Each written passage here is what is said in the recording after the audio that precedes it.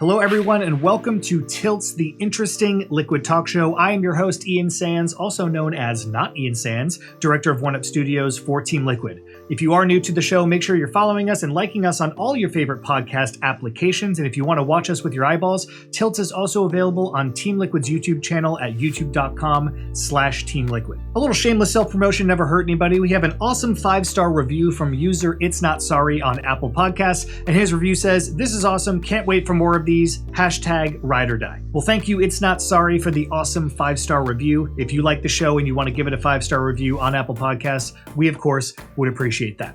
Today on the show, we are going to be talking to the founder of Team Liquid and co-CEO, Victor Goossens. It is not Goossens, it is Goossens, and he will be joined by Dario, TLO, which I just learned today stands for the little one. Two amazing people with a beautiful friendship, a love of StarCraft, and have been with Liquid pretty much since the inception, especially Victor. He can't really go anywhere at this point.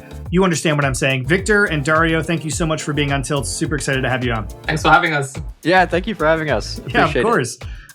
So I want to start off with Dario. The big news is you are finally, after 10 years of being a part of the Liquid organization as a player and as a coach and as a friend, are leaving. You know, you started off your career watching Victor play in a StarCraft tournament only to become a player under the Team Liquid organization. You got married, you became a father, you started coaching. You've done a lot with the organization, and now you're deciding to leave. So the big question is, why now? Right. Well, first of all, I'd like to say that I think there's very few reasons why I would ever leave Liquid, but I just got this amazing opportunity, which is almost once in a lifetime, to build up their esports department and create something new and help out the space with a new company coming in that clearly has a lot of passion and love for esport.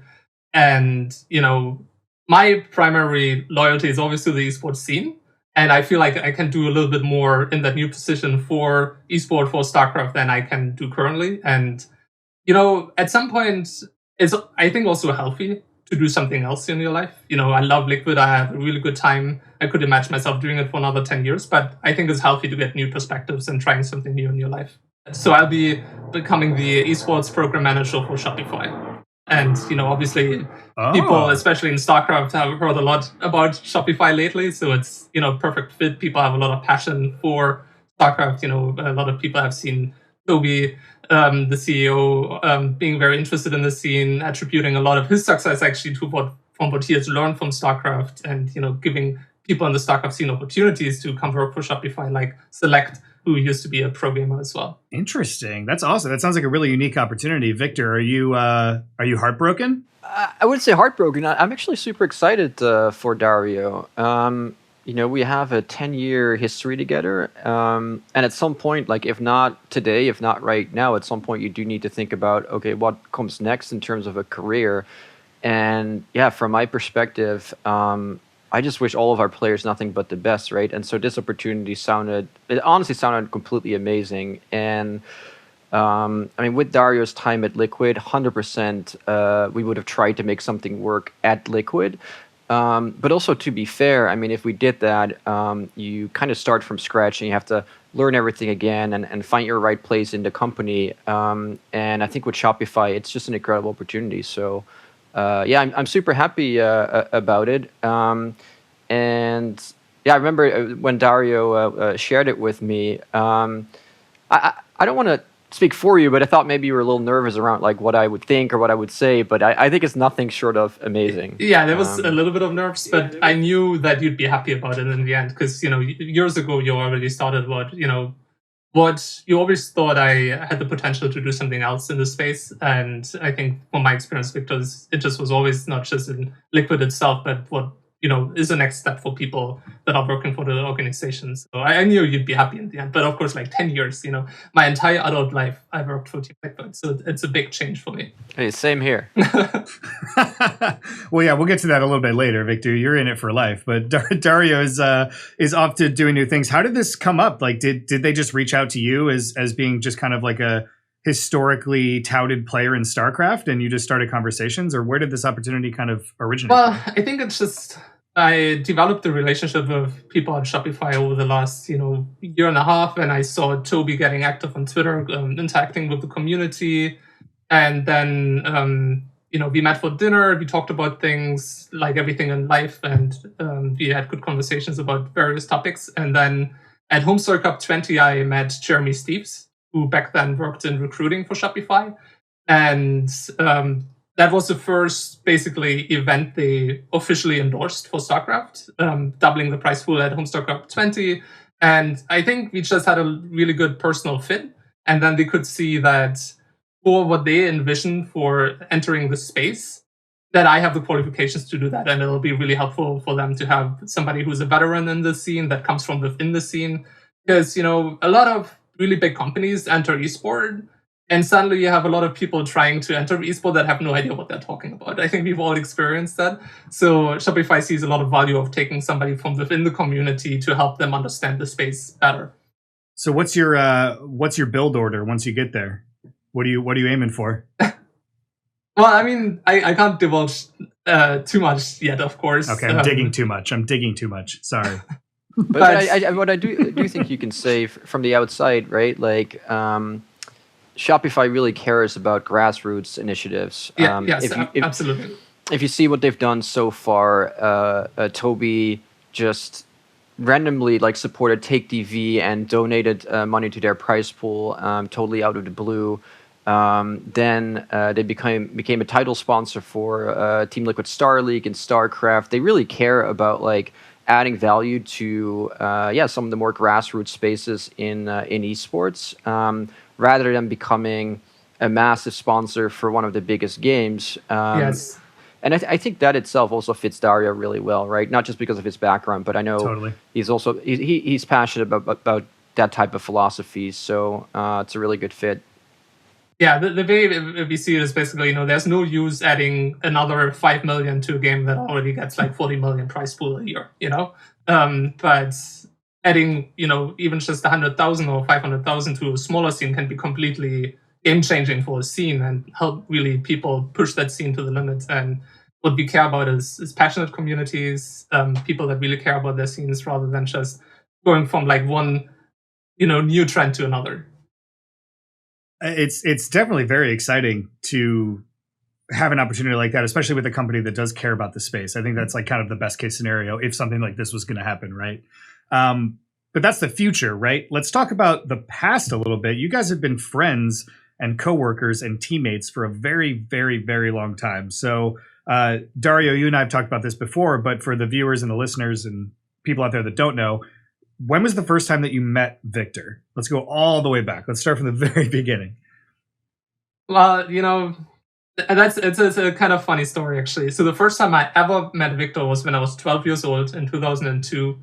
In my hometown, there was a games convention called Gamescom, and Victor was doing exhibition matches of playing StarCraft Brood War against, just congoers. And I had the chance of playing a match against him. Actually, 2 matches.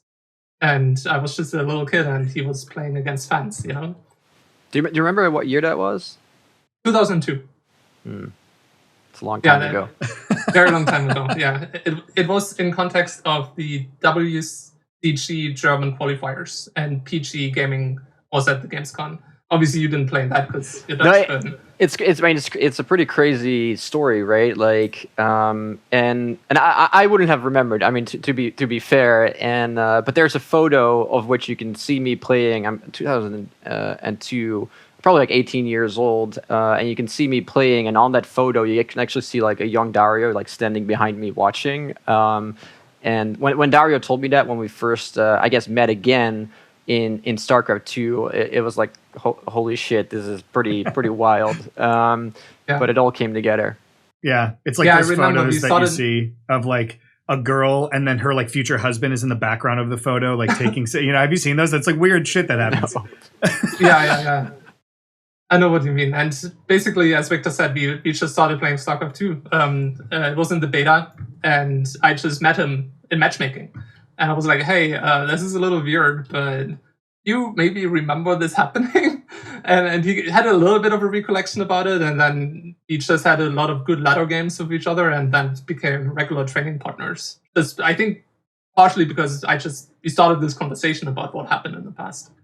And then this was pre Was this 2002, 2003. So Liquid was already formed at that point. So Victor, I guess for you, were you like at that point in your own brain, were you thinking about kind of the expansion of Team Liquid into competitive, or where were you at the time when you met Dario?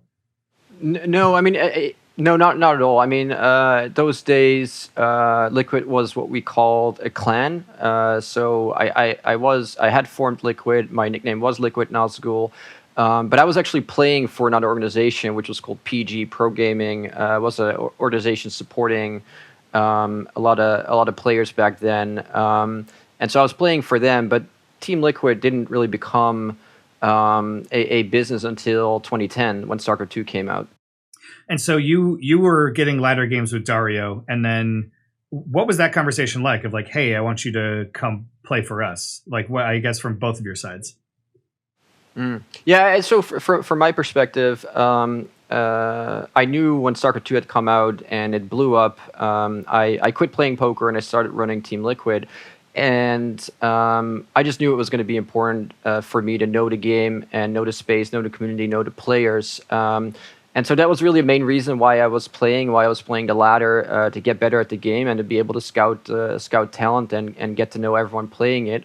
So yeah, that's what I was doing, and Dario was pretty consistently pulling some crazy moves that were pretty impressive and innovative, and so yeah, that's really when we started talking. And what was that like for you, Dario? Were you where was your head at in 2010?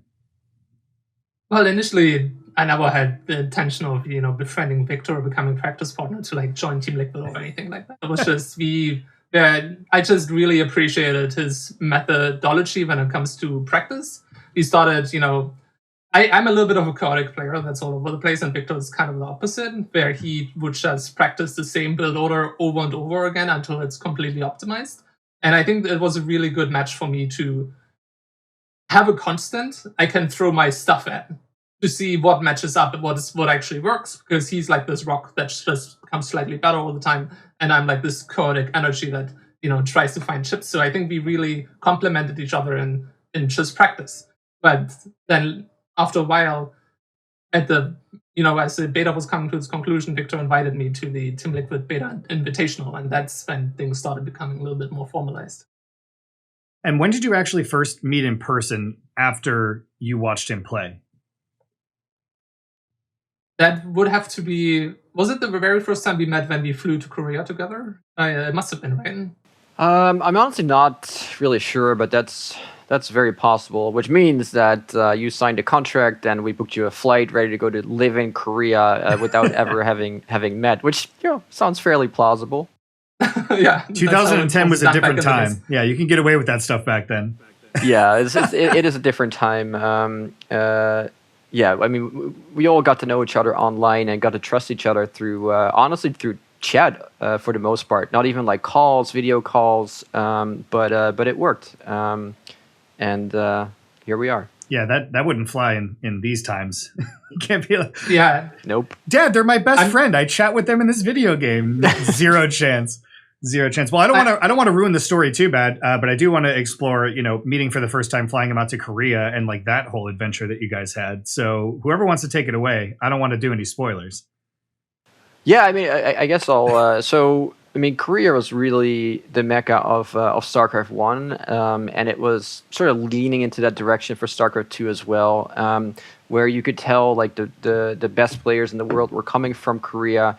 The biggest, most prestigious league was there as well, and I lived there myself in 2002 and 3 actually, and that really benefited me and my game and helped me get better in StarCraft 1. And so, yeah, for us as Team Liquid, we're also always just pushing for like the next step on what can we provide for our players to ensure that they have the best practice environment. And so we started talking to, I think, Dario, Jonathan for sure, about moving to Korea and spending some time there, potentially living there, and basically becoming the best players that they could be. And what was your living situation in Korea? It was quite crazy. When we first arrived, we lived at basically a friend of Victor's house, Spunky, who was the manager of OGS, the team we partnered up with, and the first couple of days or maybe a week or so, we basically lived together with maybe 5 other Koreans in a space that was basically a 1-bedroom apartment. And so we were like 8 people, and I remember Victor, Jonathan, and I were basically just sleeping on the ground in a laundry closet. And every day we were going to a PC bang, so a PC cafe, to practice together, because obviously there wasn't even enough place to set up enough PCs to play together. But then Spunky organized a larger apartment where we would live for quite a while. But it wasn't exactly luxurious either. We moved into a new place, which was a 2-bedroom with 1 giant living room in the middle and 2 bedrooms that each had 4 bunk beds in them. So we were like then living with like, at the beginning maybe 12 people, then later on 16 people in one apartment, and in the middle was just this room with like rows of PCs after PCs. But a lot more comfortable than our very first situation. And when did the Korean Love Motel enter the picture? So I believe that was in between those 2 places, right? Or was it a little bit? No, the place that you were referring to with all of the bunk beds was indeed where we ended up staying. But like right before, they had found like a different apartment, and it was a beautiful space. And we were actually actively moving in when the neighbors found out. Wait, so there's 20 young males coming in to live next door. And apparently, a lot of folks in the building did not appreciate that very much, and so we were swiftly kicked out again. I think even the same day. Maybe we spent like 1 night there, but we were kicked out of that one, and we had to just scramble to find something, like anything at all. And so in Korea you have these love motels, I guess, where couples tend to spend the night with some privacy. And so that was the best available thing to us where we were at that point. So that's kind of where we ended up. Are you painting a picture for the listeners? Are we talking about heart-shaped bed? Was there like, sexy jazz music playing from the corner? What was the vibe like? Yeah, I don't want to... Go ahead. I don't want to go too much into detail, but there was a lot more than, sexy jazz music playing. But definitely heart-shaped beds. I think we had a jacuzzi. We had a television that only had one certain kind of channel, and I think we actually had 2 heart-shaped beds, which is also an interesting choice. And but we were 3 guys sleeping in the room together. So I think Victor and I ended up sharing beds because Jonathan was moving around a lot when he slept. But yeah, it was not bad though. It was like very clean. It was very proper. But it was interesting to see the faces of the receptionists when they were like, we came back, and there was like, okay, here's the 20 guys that I was spending time in this love motel together. Yeah. How long did we stay there for? Because we practiced nearby for a while, right? Yeah, but I don't think it wasn't that long, right? It was like max 1 week. Yeah, I think a week or so. It's a good time. I flew to Korea basically because Dario and Jonathan were going to live. Jonathan is Jinro. They were going to live there, and I basically figured like I should fly in with them, make sure they're being like properly situated.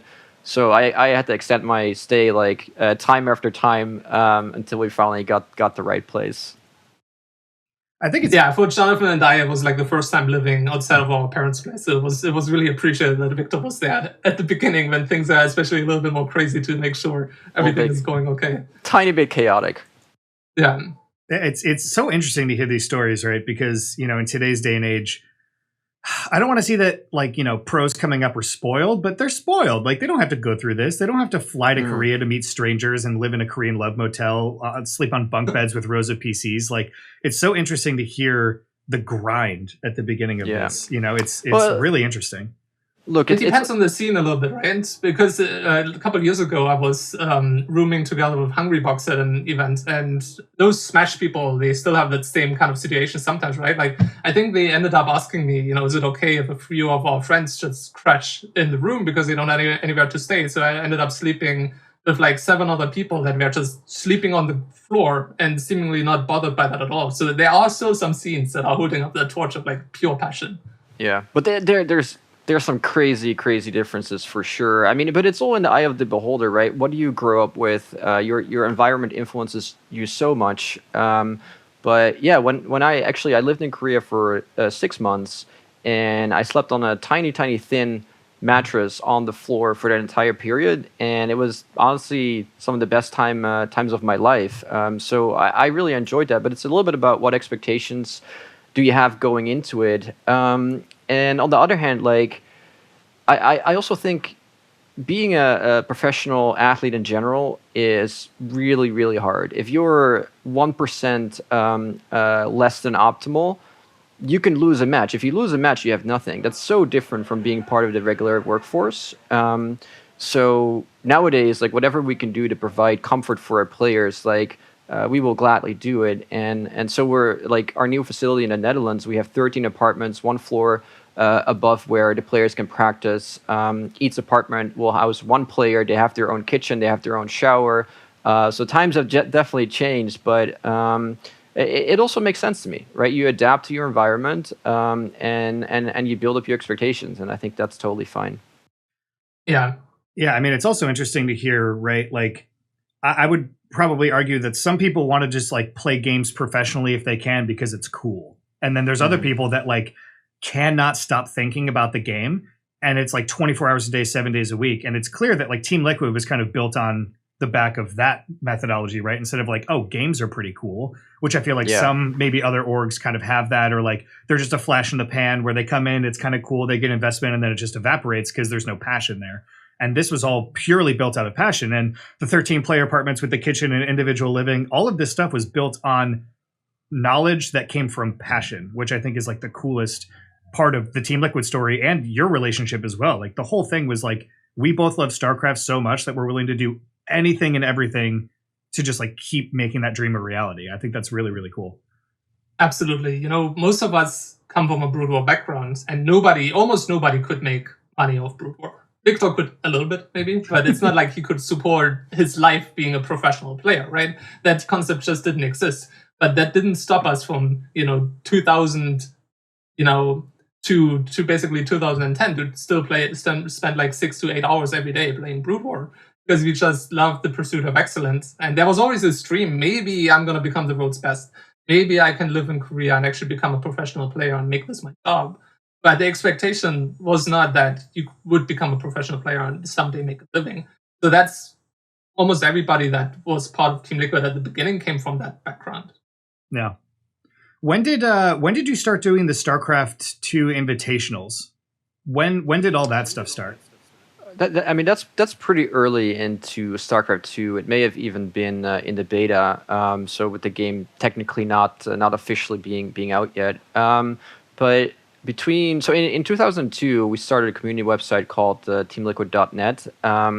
And for the next 8 years, that was the place to be to follow StarCraft 1, the professional scene from Korea predominantly. And I mean, the site had just been, even though it was all voluntary, all passion, all hobby, it had been growing tons throughout those years. And basically, a lot of that is before streaming even exists, right? So take 2005. There's massive tournaments going on in StarCraft in Korea, but you literally have no way to watch those live. And so we had a few folks like in Seoul on location. They would watch the matches on television, and they would just write down what was happening, and they would post these battle reports on our site. And that's really, even though I started a clan on Battle.net, I mean the website, the community site, is really where Team Liquid grew in all of those years in between. So when we ended up in 2010, when StarCraft 2 came out, we were much more than a professional team. In fact, I mean, right now, if you compare our professional team to our websites, it's the professional team outscales the websites with a huge factor.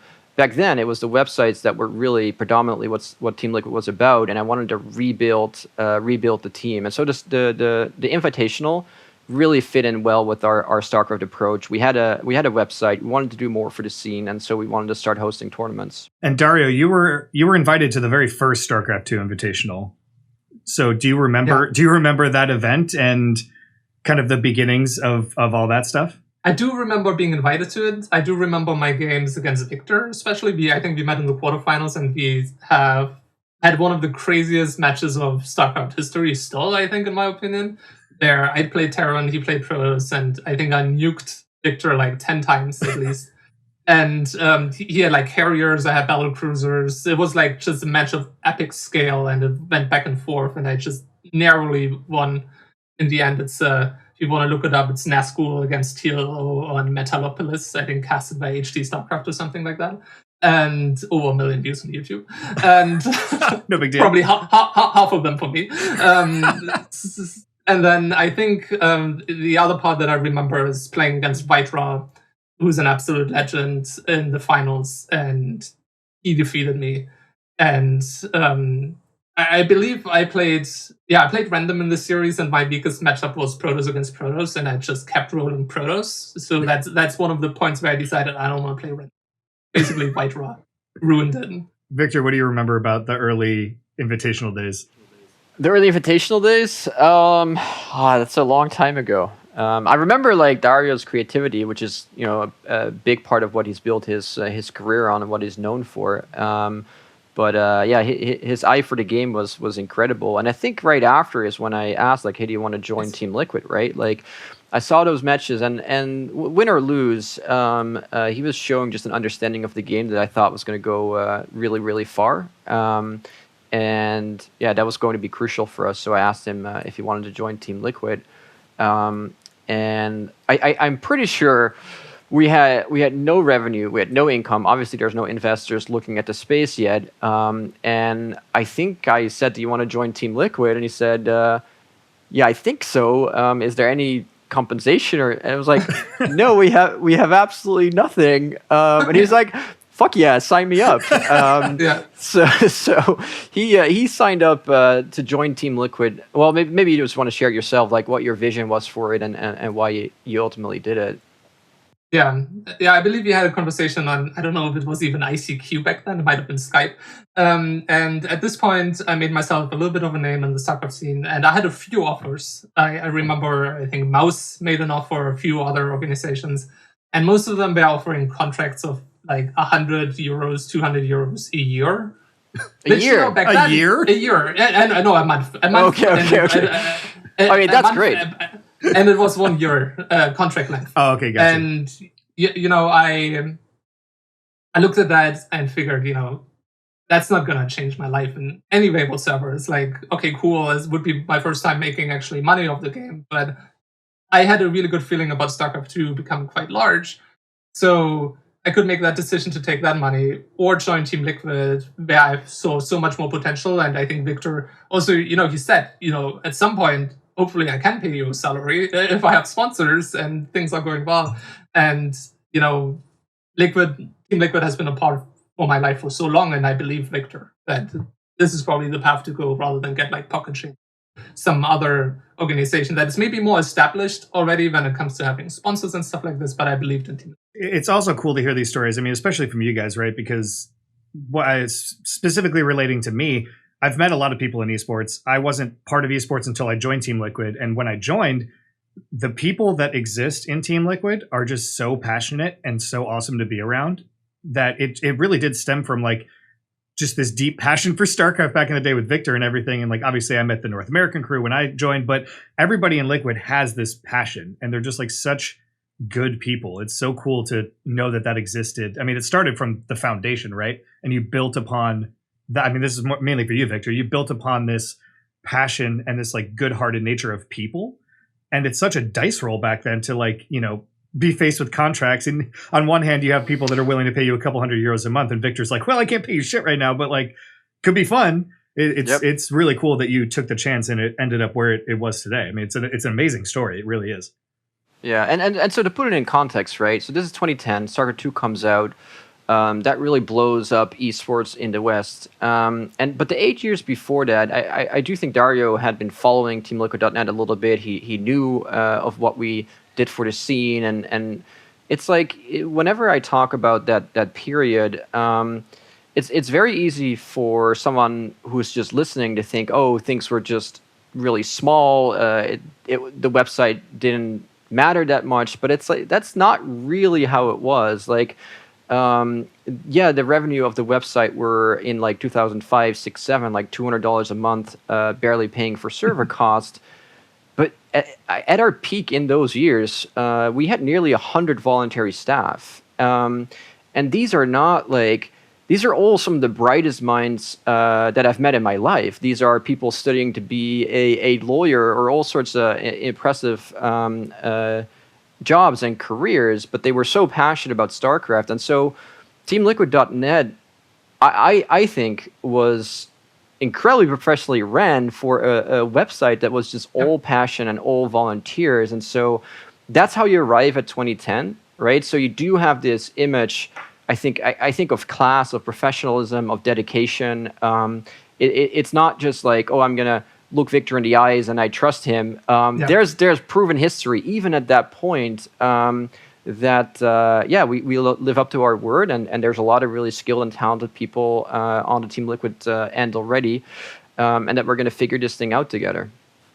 Yeah, and also to talk a little bit about the history, I did play, for example, in TSL 2, I believe, which was towards basically shortly before StarCraft 2 came out. It must have been like 2008 or 9 or something like this. And I almost made it into the playoffs from the qualifiers, which, by the way, I still am angry about because some people were match fixing. Did you play random? And I didn't know I was Protoss. I was a cheesy DT dropping proxy robo piece of shit.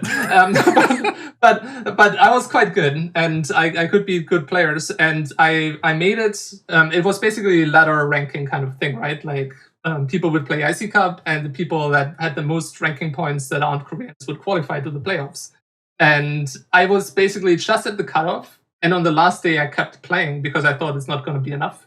And then I think a week later or so, the news breaks that some people were match fixing and have been disqualified. And if I would have just stopped playing at that point, I would have been in the tournament.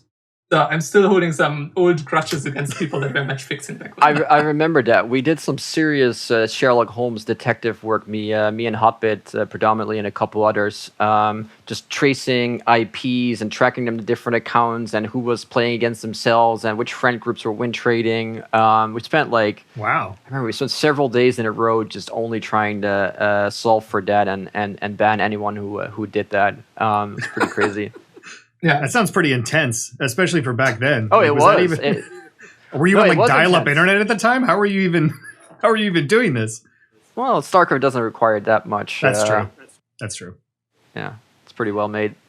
That's funny. So this year, was it this year? Was it 2020 or 2019? 2020. We did TSL 5. We brought it back after all these years. That's right. So was that an exciting moment for you? I guess both of you, to see, the TSL series come back way later after you had started it so long ago? Yeah, I thought it was really cool, and we had a lot of fun doing it, and honestly, internally, and hopefully also from the perspective of the fan, we consider it a huge success. I've been playing with it a little bit already. Dario knows that I had been talking and thinking about TSL for some time. I mean, let's say a year or so, maybe a little less. And then COVID-19 happened, and that hit StarCraft pretty rough. And actually, instead of backing down from it, we saw it as an opportunity to help the scene and do something really cool. That was really a lot of fun. Yeah, it was an awesome opportunity to work on the back end for the first time of what was happening with TSL 5. For sure, it's a great event, and let's hope it's maybe not the last one. I'm sure it won't be. Victor, how involved are you with StarCraft still today? I mean, you have a lot of responsibilities as the co-CEO of Team Liquid, and you're doing a bazillion other things and the new office build and all this stuff. But how much time are you kind of still giving today to StarCraft and the roots? Yeah, I wouldn't say super closely in terms of time investment. I mean, Dario and Mateja, our manager, pretty much have that covered on the day to day. But as an example, when we added Harstem and Clem, those were definitely conversations that me and Dario had directly, where I had thoughts and input. I would even go as far as to say that I pushed Dario to not only go for the proven veteran, but also maybe pick up a younger talent. So in that sense, yeah, still somewhat involved. I mean, it doesn't take a ton of time, but I enjoy doing it. I think that's very fair to give Victor credit for Clem, and we've seen the success he's been bringing in. So we have I think Victor's quite happy about that. He must have said something like, "I still got it." He's amazing. Clem's amazing. Yeah. And I do still have absolutely amazing to work with too. Like that's a nice thing about, well, for me, Team Liquid was always about not just success but also personal fit. And both Clem and Harston have been just an absolute joy to add to the team. And stuff like that. Victor's very involved. So. Yeah, but I really love that, and we don't always get that opportunity in every game that we're in. I mean, if you're playing, especially in the team games, at a level of the world's best, you don't honestly always have the luxury of going for a talent. And so it's so much fun to find someone like Clem and just see him flourish. Not solely because of the infrastructure that we can offer and the support, but also because you see the talent early and you spot it and you see that rewarded. So it's really that's a big part of what I enjoy. Do you feel like there's going to be kind of a hole in Team Liquid StarCraft when Dario ends up leaving? Like, who's going to take over? Like, are you going to try to hire for Dario's position, or are you going to be more involved, Victor? Like, what's the plan? I mean, I think Dario is going to leave us in pretty good hands and shape. He's going to be part of the transition and train everyone who needs to sort of follow it up. So no, I feel pretty good about our future, and I think we're able to cover it. I hope you feel the same, Dario. But if not, we should talk about that. Okay, thanks. Bye. No, I feel very confident, that the StarCraft team is in very capable hands. Also the manager currently is my wife, so I definitely will say that. That helps. But no, I think she's excellent, and the StarCraft guys are also just so capable, mature, and easy to work with that, of course, I'm there for guidance and stuff like that, but it's not like the team is going to fall into disarray. And Mana has been with the team for so many years as well now that he can take up the mantle of being a little bit more of the captain. And I'll always be here.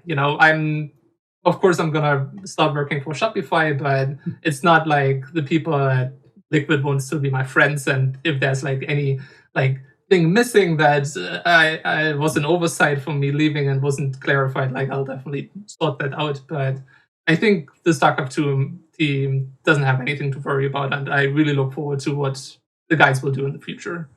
Yeah, and we're also really committed from our end, right? I mean, the game with Team Liquid and myself owe so much to the game and its community. So we're it's a big part of our legacy, and we're definitely here for the long run for StarCraft. So we'll make it work. Does it freak either one of you out about the things that are going on at Blizzard with the state of the game for future? I feel pretty confident about StarCraft in particular because the people that are working at StarCraft, I think, did a really good job to secure longevity for the game. We've had the transition from Blizzard handling the circuit to now ESL and DreamHack doing it with, of course, oversight from Blizzard, but it's not Blizzard themselves running the circuit anymore. And the latest patch also had a lot of new features about the community being able to make better custom content. So I feel like, StarCraft obviously is not as big a topic at Blizzard anymore. You're not going to see Bobby Kotick making himself big for StarCraft. I don't think that's going to happen. But the people that are really passionate about StarCraft really did their best to make sure it's going to keep running, and I'm not too worried about anything. Yeah, and this is also a pretty good example of why you really need to have esports knowledge and expertise, and I think that's also some of the reason why Shopify wants to work with Dario. But a decision in a StarCraft for it to be ran by a third-party organization like ESL, in that space and for that game, 100% was the right decision, right? Because if you're Blizzard, you have West Coast salaries. Any vendor that you go to, I mean, they're going to charge you the highest prices possible. Nobody's going to give you a discount. So if you're sitting there internalizing, running an ecosystem like StarCraft, that's really, really difficult for a company like Blizzard. Blizzard's best salespeople, are they going to sell sponsors for the StarCraft Pro Tour, or are they going to sell sponsors for Overwatch League, right? And they have a commission. So if it just makes a ton of sense for Blizzard to work out a commercial agreement with ESL, and they are absolutely the right party to run it, and that has actually been part of the reason why we decided to invest even more and go for Clem and Hearthstone. So yeah, I think it's in good hands. We said earlier that like COVID-19 really kind of threw a wrench into all of this. So is that a worry? I guess, Victor, this is more for you. Is that a worry in not only StarCraft, but like for the rest of the organization that live events are just not happening anymore? I wouldn't say a worry. I mean, certainly it is a factor that we need to deal with and sort of wrap our heads around the changes in our business. But if you look at what's going on in the world, I would say there's a lot of industries, companies that are much worse off. Yeah, there's no more live events, and that's really, really, really unfortunate. And they were amazing experiences, but for most of the games, we are able to move online, and we are able to draw as much, if not more, viewership than before. So I think relatively speaking, I'm pretty happy with how esports has dealt with it. Yeah, absolutely. You're lucky that you don't have to physically kick a ball into a goal, right? You don't have to be in person, and it kind of brings a little bit of nostalgia back. Back in the days. Yeah, I was friends with people I didn't meet first until the first time, and now it feels a little bit like that again. But of course, something is missing, and as you can worry a little bit about if we don't have live events for the next 3 years, is that going to eventually lead to viewership attrition? But that's all speculative. And right now, people are really doing their best making content from home, accommodating people. And there's some advantages, right? Running an online event, for example, is way cheaper than renting a venue. So I wouldn't be surprised if there's actually some, tournament organizers, some organizations that look at this and think, wow, like, you hit 90% as many viewers and you're spending 10% of the money. This is actually not that bad. But of course, something is missing with offline tournaments, and I would expect that if we would never have them again, something would be missing eventually. But esports is definitely managing better than many other scenes.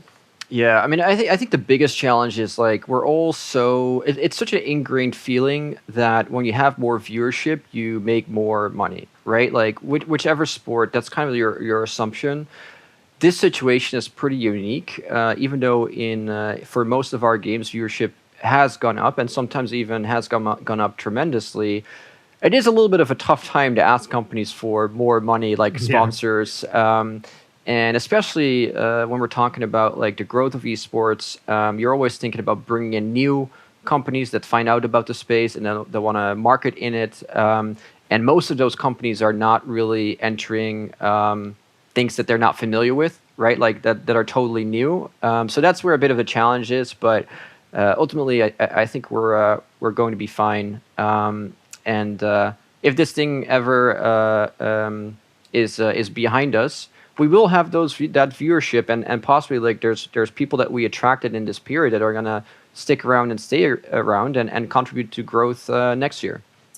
Yeah, I mean, specifically from a growth or decline standpoint, I mean, I feel like Team Liquid has been growing pretty steadily even through this pandemic, right? You guys opened up the new Alienware training facility in Utrecht, which is huge for you. You haven't had an office like that. We introduced Team Liquid Rocket League. We introduced a Valorant team. Our sponsors seem to be like still on board with everything that's happening given the state of the world. So I guess a question to both of you is like, how does that make you feel being part of an organization that people just believe in that heavily?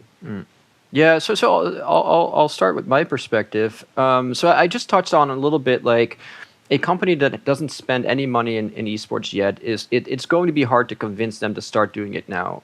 They have their own financial crisis to deal with, and that just provides for some challenges if you want to do something new. What we've experienced at Liquid is all of our partners that have been supportive, they are 100% behind us, and they already know the space. They know how to make the most of it, and they're still willing to grow with us and alongside us. So I feel blessed to have them behind us and supporting us. And the same actually goes for our investor group. So they are 100% behind us, and that has allowed us to still explore or enter opportunities like a Valorant or make roster changes in Counter-Strike. And I feel pretty blessed to be in that spot. Dario, I know that you haven't worked for another esports organization or been a part of another one, but what kind of takeaways in your own life have you taken from being a part of an organization like Liquid? Well, I think it's what I learned from being on in Team Liquid and being in the scene is that esport is so much more than just an entertainment industry. And I think especially with COVID happening right now, there's a cultural shift where I feel really proud of being part of the scene that is so interactive with the community. And I think there's so much value in community and the culture of game that there isn't, I'm not just looking at viewership numbers or money. I also look at what do people get out of it. And especially right now, people get comfort out of it, people get social interaction out of it. And, within the space of esport, life can continue relatively normal the way it did before. And I think that's a really beautiful thing that esport is providing for people right now. And fostering that and making that even stronger, I think, is really important. And that's like going to be one of my missions. Do you think that people are just like hungry for that right now? Like, do you think that esports or just like competitive gaming or gaming in general is going to just like attract so many more people because everyone's just at home on their computer for like 24 hours a day, 7 days a week? Like, I don't know the data, but are we seeing like an uptick in numbers, like of people downloading games for the first time or like getting involved or anything like that? Yeah, absolutely. And streamers have been seeing an uptick in viewership. And I've also seen a shift in how people interact online. I don't have the biggest stream, so it wouldn't apply to somebody that has hundreds of thousands of viewers. They can't do it, but it's way more interactive than before. People are looking for that human connection more so than even before. And gaming is the most interactive media you can consume at home, not just because you're doing something, but you're doing something together with somebody. It's not the same as watching on your couch and watching a football match.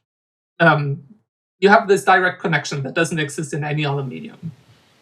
Yeah, I think absolutely there's been an uptick in viewership for tournaments, personal streams, Twitch numbers. So there's a ton of growth there. I mean, just a personal anecdote. I have a group of friends locally.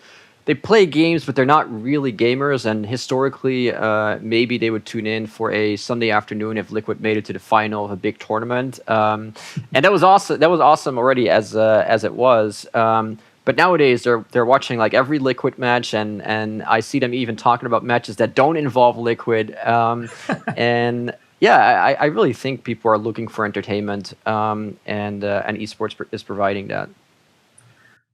Are you? Maybe it's just my brain is like all over the place because I just have so many questions. But Dario, are you giving up playing StarCraft completely, taking this new job at Shopify? Are we going to keep Dario on the roster just in case he wants to like low-key enter a tournament one day? Like, what's your involvement with StarCraft now? Kind of that you're taking another step out of it. Right. So I'll have to see how much time I find to still be playing the game, but I will always make some amount of time for still being able to practice. If it comes down to me just playing 1 hour a day, and I can still maintain a similar level as I have now, absolutely, I will still enter tournaments. If there's a amazing tournament coming up, and I see, maybe I can take my 2 weeks holidays and just practice and go to the tournament and represent probably Shopify as a player as well as a manager, I'll do that. But it won't be my main priority. Of course, my job will require a lot of me, and sometimes there will be times, I'm sure there are months and months I won't really find time for the game. But I care for StarCraft so much, and if I have a choice and I can still compete when I'm 60, I still would want to do that. It'll all depend, and I think Victor can really feel that. We are competitors at heart. So if I'm not able to compete at a level that makes me happy anymore, I won't do it that much anymore. But if I can maintain a level where I can compete and maybe not win tournaments, but beat a pro gamer here and there, I'll still find a lot of joy in that. Yeah, I mean, you kind of hit the nail on the head. Sometimes people ask me like, how much do you play StarCraft anymore? The answer is absolutely never. And I haven't played it ever since I stopped playing and performing at like a top level or a decent level. I just get no enjoyment from playing StarCraft when I'm bad. And if I don't have the time to devote to actually getting good, I certainly am just not interested in playing. So yeah, I for me, like whether it is StarCraft 1 or the brief period I played StarCraft 2 or when I played poker, when I leave it behind, I really leave it behind. What game are you playing now, Victor? Are you playing anything right now, or are you just businessman? No, Victor? no. Right now, I'm not really playing anything. Although, yeah, I watch an unbelievable amount of our matches, whether it's League of Legends or Counter Strike or Dota, Valorant, StarCraft. There's always something going on. So that's sort of my competitive outlet, and yeah, that works for me. More of an analytics driven kind of deep dive in. And Dario, you did that too, right? Where you started coaching. Is that just like a this is gonna sound like an insult, but it's not. Is it just an age thing? Like you get older and like maybe you think, oh, my hand-eye coordination is maybe not as good anymore. Maybe I need to actually start looking at the analytics or like give my opinion on the game because I know so much. I have so much knowledge that now this is what I enjoy. Where did that shift happen for both of you, I guess? I don't think it's an age thing as such. I always try to fight the notion that people in their 30s are not going to be as capable anymore in competing in video games and that reflexes are deteriorating. I don't believe that. I recently actually posted a reflex test on Twitter, and I was beaten by Clem's dad, who's I think in his 50s. So that was funny. But as you get older, I feel you just get more interests and you want to broaden your horizon more. And for me, that was just a very next natural step, trying to look out for the younger players, learning more about the concepts. And it's also important for me, and it was always important for me, to develop skills that will help me once I'm not a professional player anymore. And working on those analytical skills is something that's not going to be only useful if I stay in gaming, but any career. So I've just always tried to learn more about games and strategy and analytics and just what's within the game. Yeah, I couldn't agree more. That well, I think there's a lot of folks out there who do think by 25 you're too old to play games at a top level, and I just don't. As of right now, I don't believe that, and I've not seen evidence for that to be the case. And there's this false narrative, and it happened all the way in StarCraft 1 already, that gamers, if you were a StarCraft 1 player, you were at your peak like between 16 and 20, and that would be it. In my opinion, that's much more related to the scene just not having been developed professionally, right? So take a look at my example. I was 19 when I moved to Korea. I was 20 when I realized that making $500 a month and sleeping on the floor was probably not going to be my future. And so I pretty much retired from the game. And if you keep doing that, if you keep having people when they're 20 years old realizing I got to move on with my career, obviously the average age of the top gamer is going to be very, very young. And I think that is also the reason why we see players stick around at the top level more and more until they are 30. We see that, I think in Dota, there's a couple guys coming closer to that age. In Counter-Strike, for sure, there's a few. And in my opinion, that's all because of the professional development of the scene. If you're making hundreds of thousands of dollars per year, yeah, you'll stick around and continue to give it your all, and let's see like how far you can go in that scenario. So I am not convinced that you slow down so much that you can't compete at a top level. Although, I mean, I'm 37. It's probably not going to happen for me anymore, but you never know, Victor. Yeah. The Boomer Olympics could be your time. The Boomer Esports Olympics. If we're entirely honest, Victor was never the fastest. So that should help then, right? So it allows me to stay around longer. Or maybe the game has upped the. That is true. So yeah, when I played StarCraft 1, I think I was doing like 130, 140 APM actions per minute, and at some point, like every single top Korean at StarCraft 1 was between 250 and 350. Just no exception. It was crazy how much faster people got. But I mean, I know there's it's a joke, but there's definitely some truth in that. When you're in a game early, there's much more space for innovation, adapting quickly to new strategies, and making that sort of like the key on why you're winning matches. And the longer a game's around, the more strategies are refined, the more similarities you're going to see in different strategies as well, and also the more overall mechanics are going to play. That doesn't mean you obviously need to understand the game at a very, very deep level regardless, but at some point there's a few players that are going to be good early on in a game, and they're not going to be able to stick around eventually. Yeah, I think we see something very similar in traditional sports too, where if you go back 40 years, you had a player that is like, if you have 4 different bars when it comes to like, maybe one is speed, one is like, dexterity, one is strategy. You could just be maxed out on one of those bars and you would be a superstar.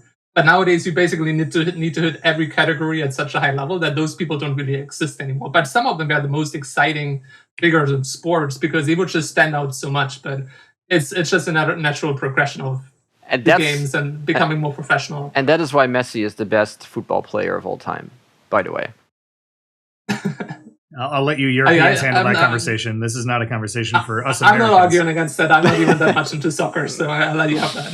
All right. But the thing I always found interesting and similar to what you guys are talking about is that the rules of traditional sports don't ever really change. Like football is still football from years ago.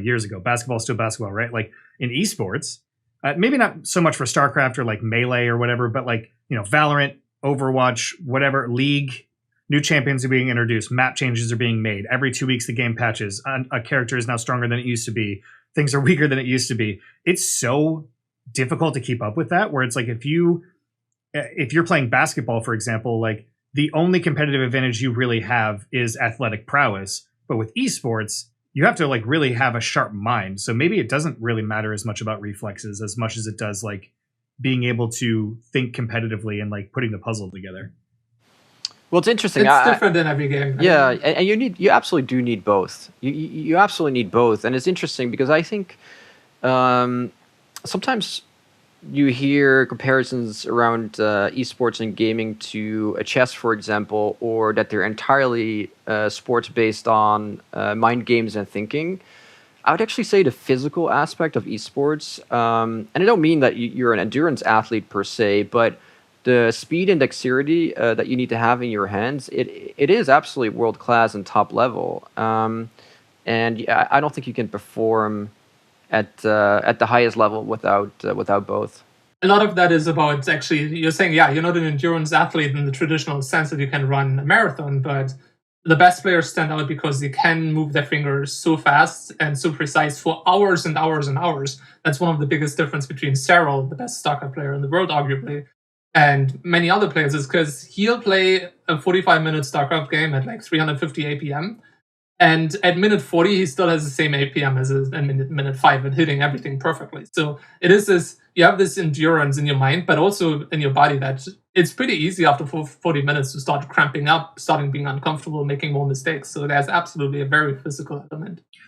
How important is it for both of you to try to get out of the chair, right? Because they say that sitting is the new smoking, and like, esports has kind of a bad rap of like, oh, they just sit in their mom's basement eating their Doritos, sitting in a chair all day. So how important is it for you to like get out and try to get away from that? Victor, I know you play basketball at a really high level. I witnessed it myself.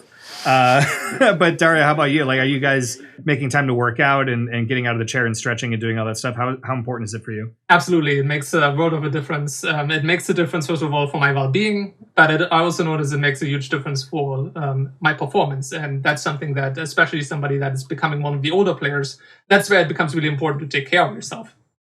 A kid that's 18, he can sit for 12 hours in a chair and do nothing but play the game, probably even forget about eating, and he's still going to be okay. It's not the healthiest thing to do, but he's going to be fine performance-wise. As you age, self-care becomes more and more important. And I'm just grateful that that culture is getting more important, and we can teach people at a younger age that, no, you can't just do this. You need to actually take care of your body. If you want to have a career in 10 years in this game as well, you need to take care of yourself. You should go for a run. You should get up every hour. You need to eat well. Those things are getting more important. And that's always been a very important mission of esports for myself as well, that esports, I think, is a great outlet to make gaming more healthy rather than making it less healthy. It's not about, selling a dream to people that you can just play a game for 12 hours a day and then you can make millions of dollars. there's a process to that, and that process involves a healthy lifestyle. Yeah, absolutely. And healthy gaming like is a big part of our mission too. Whether that is eating or exercising, and that comes through our own personal experiences too. Like I didn't have someone when I was younger that would just honestly pay me and then educate me on those topics. And it would have been nice to have it, but when I was playing StarCraft, it was definitely not. It was definitely not a healthy experience. So I'm glad that times have changed and we're becoming much more aware of that, and we're always trying to educate all of our players around it. Are you at all worried about, like, the NFL had the whole like concussion thing? Oh no, football players are getting concussions. I had no idea. Are you at all worried about eventually esports kind of hitting the like? If you look at the bell curve of esports, right, it's going up and up and up, and all these companies are investing, and it's getting bigger and bigger. Is there going to be some sort of like carpal tunnel situation like later down the line? Are we as Team Liquid doing anything to like, do we have physical trainers on staff? Are we paying attention to any of that? Are we at all concerned at all about any of that stuff? Yeah, I mean, I would say, by the way, that StarCraft is sort of one of the most toughest games to play. It's one 100%. Of the most intense games out there. To some extent, of course, there's going to be education, there's going to be exercise, and we do have physical therapists that are working with a couple of our teams and players. That is definitely true. I think the concussion example is pretty extreme. If you compare it to another sport where injuries also happen, it's not like always a life changer if you get injured. So in that sense, yeah, I do think it's going to happen, but I don't think it's going to have any impact like what the NFL is going through. I mean, being concussed and either being sent out there or just being so tough. I mean, those athletes are just like, they are so hardened that they just go back out on the field, sometimes don't even tell anyone, and just get bumped in the head over and over.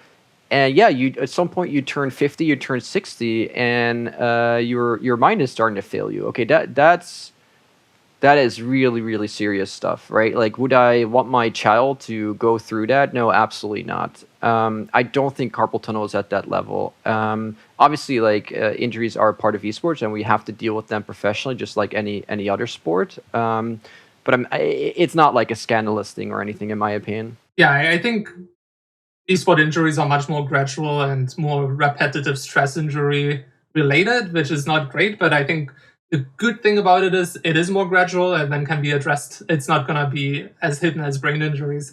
And one thing that people have to keep in mind, extreme athletes, top athletes of most sports are not at a healthy level of peak, peak. They're not at peak health. They are beyond peak health where it actually becomes damaging again. It's somebody... I read somewhere that almost every single professional European football player is pretty much taking pain medication almost every single match to just being able to be in the field. And clearly stuff like that isn't healthy, but still there's this impression that extreme athletes are healthy because they are at peak performance, but they cross the threshold where there's all kinds of health problems that come with that. Even people that get things like leaky gut syndrome, somebody that's a high distance runner, that's even not good for your intestinal tract and stuff like that.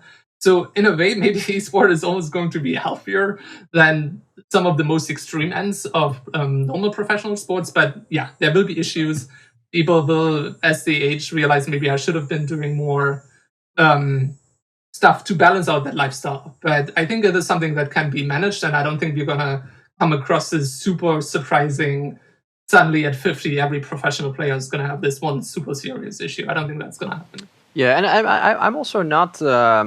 I'm not big on just pretending like gaming is without issues. I mean, any industry, any sport, whatever you look at, it's never going to be perfect, right? And so if someone were to ask me, is gaming good for you? I mean, gaming can bring a lot of good things. You can train your mind for it. You can obviously follow a career. You can learn to interact online in team games. There's a lot of good things that come from it. But obviously, there can also be a downside, right? I mean, there just like... I mean, I basically devoted my life to StarCraft 1 without any clue whether or not that was going to pan out for me. I mean, that wasn't even my goal. I just had so much fun improving and so much fun playing the game. That's just what I did. there's going to be other people who do the same, but they don't end up on top. And I think we have to be realistic about that can also happen. And whenever I get asked about it, like I tend to give a realistic answer, which is that that can happen for sure, and it's no different than any other sport. The amount of youth and young children and young adults that pursue a career in football, that are part of like having to train 5 times a week and trying to make it as a professional, but actually fall through and fail, but get a worse education because they tried. That's hundreds of thousands of people as well, right? And that is a part of sports, and ultimately, sport is about excellence. And you don't reach excellence without some people not making it. And to me, I think sport is one of the purest things on the planet, and that's what's really appealing to me. If you're good, if you're the best, you're simply going to win, and that's what's really appealing to me. But yeah, I don't think esports is without, or gaming is without its challenges necessarily. Absolutely, I couldn't agree more with that. And whenever, and it happened a few times, somebody asked me, "Hey Dario, I want to try to become a professional StarCraft 2 player. I have like 1 year to do it. Would you recommend me doing it?" And usually I say, first of all, no, I don't recommend it. But if you want to do it, if you just want to, for 1 year, try your best, become a streamer or a professional player, do it in such a way that you spend this 1 year. And if you don't reach the result you envisioned, you still don't regret having spent that year. Work on yourself as a person. Try to reach that excellence through good habits you build, live a healthier life. Make sure everything you're doing is directed to reach excellence in a healthy manner that then will help you do whatever else you want to do after that. Even if you don't succeed at your dream, you're still a better person after that. And I think that's a really important message for people. As Victor said, most people will fail at reaching that, but that doesn't mean trying to reach it has to be a bad thing. You can do it in such a way that makes you grow as a person. Yeah, and on our end, we've never contracted anyone with a result or requirement to leave high school, as an example. That's really important to us. You've got to finish high school. But what I think a lot of folks underestimate is actually like how incredibly talented and dedicated and good at the game the professionals actually are. And what I mean by that is sometimes we see, I guess, gamers say or suggest, how about I quit school and I'm going to try and practice. I'm going to try and make it. For the most part, I kind of feel like if you're in that spot and you're asking that question, you're probably not going to make it, because a lot of the top players out there, they're so good, they manage to get to the very, very top, or like right below the top level while still being in school. And of course, to compete to become world champions, they eventually had to make a choice to go full time. But I think a lot of the top players actually got very, very far just like playing next to school or next to education. And only when they had an opportunity to go professional, it's like someone is offering a proper salary, is when they said, okay, I guess I'm not going to pursue university or something. And I think that's good to be aware of. If you're really not close to the top level, it's probably not going to help you to quit anything in order to get there. So do you? Yeah, it should always be a hobby until it's not, basically.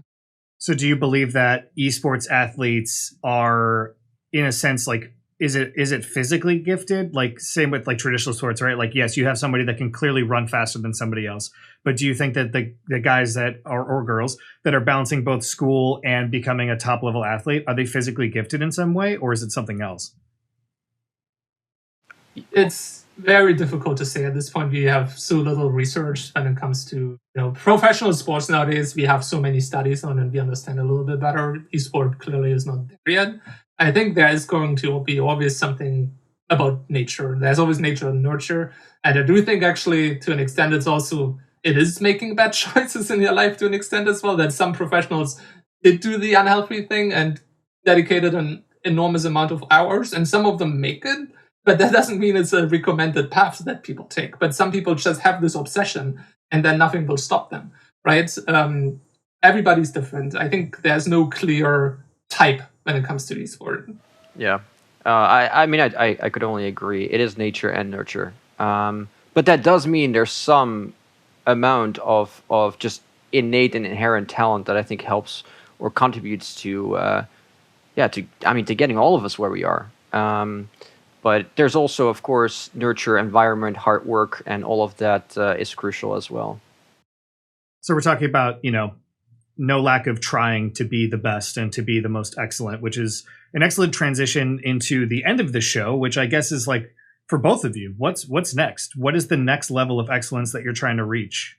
Dario, for you at Shopify, and Victor, for you, with Team Liquid. One of my main visions and missions at Shopify is going to try to elevate how we look at practice environments for people in esports, see if we can facilitate grassroots scene, players in the scene, and really identify what can be done to turn this into a science.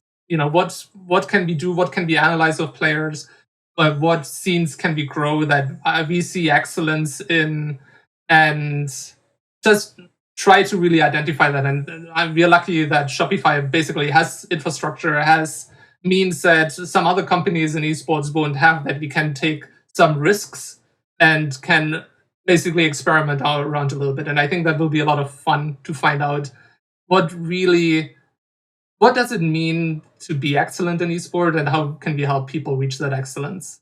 Yeah, I mean, I think for myself, actually, I never tend to look too far into the future with my goals. Like, if I go all the way back to StarCraft, I just had a thorough enjoyment for getting better at the game. And if you do that and you're objective about it, you're going to end up where you're going to end up. I mean, you can say, I want to be a world champion, but ultimately, it is about what do you put into it every single day. Do you put in the hours? Are you realistic to yourself about the mistakes that you're making? And it was the same in poker. For me, honestly, it wasn't like, oh, I need to earn X amount of money in poker, or that is my goal, or my goal is to buy a house. That was never the case. It was always about, I'm just going to be the best poker player that I can be. And truthfully, that's kind of how I look at Team Liquid as well. I believe that we are really well positioned across the amazing players that we have and the incredible staff to just continue to make the best decisions that we can make on an ongoing basis. And I would like to think that that's going to lead to being, around the top of the esports scene and being one of the strongest organizations or teams in the world. That's absolutely what we're going for and what we're shooting for. But I do tend to take it day by day, even though obviously our investors have 5-year projections and you try and figure out the vision for the future. But I think we're just trying to be the best version of ourselves at all times. I think that's a beautiful self-reflection on esport in general, because almost everybody in esports comes from a gaming background, and self-reflection and growth mindset is what makes people good at games. But I also think it makes people good at anything else, and we really see that type a lot in esport. Yeah, I mean, if anyone thinks for a second that Team Liquid exists because I saw this future, that would be the wrong assumption. I never saw this future. We just enjoyed doing what we did, and I think we were very diligent about it and always tried to make the right decisions, whether or not we had a group of 100 volunteers or whether we were filling stadiums with 10,000 people. So we'll keep doing that. That's amazing. I'm obviously biased because I work here, but Team Liquid is clearly an amazing organization with amazing people, and that's the reason why I think all of us have stuck around for as long as we have. Dario, certainly the longest, 10 years. What a amazing run come to an end, but we're all super, super stoked for you. So is there anything else that you guys want to say before we wrap up the end of the show? You want to plug your socials? I know Victor's very active on Twitter and wants to plug his Twitter handle to everybody out there listening, but is there anything else that you want to say before we wrap it up? Well, I just want to say that, everybody that's been at Team Liquid together with me throughout this journey, they'll always be my brothers and sisters. And no matter where I'll be, what I'll do in my life, those people will always mean the world to me. And don't be strangers. We have a bond that will last forever. And yeah, just love you all. And I'm still gonna be around. So don't be worried. Yeah, I mean, I think that's really cool, and it's such a big part of what we love to do, right? Like, and so many folks within Team Liquid committed to esports very, very early on. I don't think it was, for that early group, I don't think it was much about oh, I think my future is going to go here or there. And so just seeing everyone's growth and seeing where Dario is going to go in his future, it is just incredible, and it's really rewarding. So I think that's awesome. And I appreciate all of our staff that are here contributing to everything that Team Liquid is doing. And yeah, I think we're doing well. So I'm pretty happy. Hell yeah. Dario, where can people find you on the internet?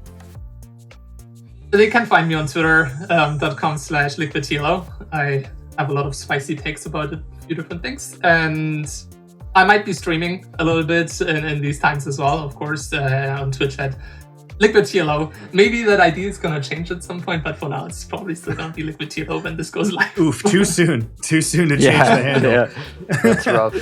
Victor, where can people find you on the internet? I am Liquid Nazgul on Twitter, pretty much. All right, guys, and you can follow me if you'd like at NaughtyandSands on Twitter and Instagram mostly. I don't use anything else. Also, if you're watching this video on YouTube, make sure you give it a thumbs up, drop a comment in the comment section below, and also subscribe to the Team Liquid YouTube channel. If you're listening on your favorite podcast application, make sure to give us a follow. If you're on Apple Podcasts, a 5-star review would be awesome. Wherever you're listening from, thank you for listening, and we'll catch you in the next one.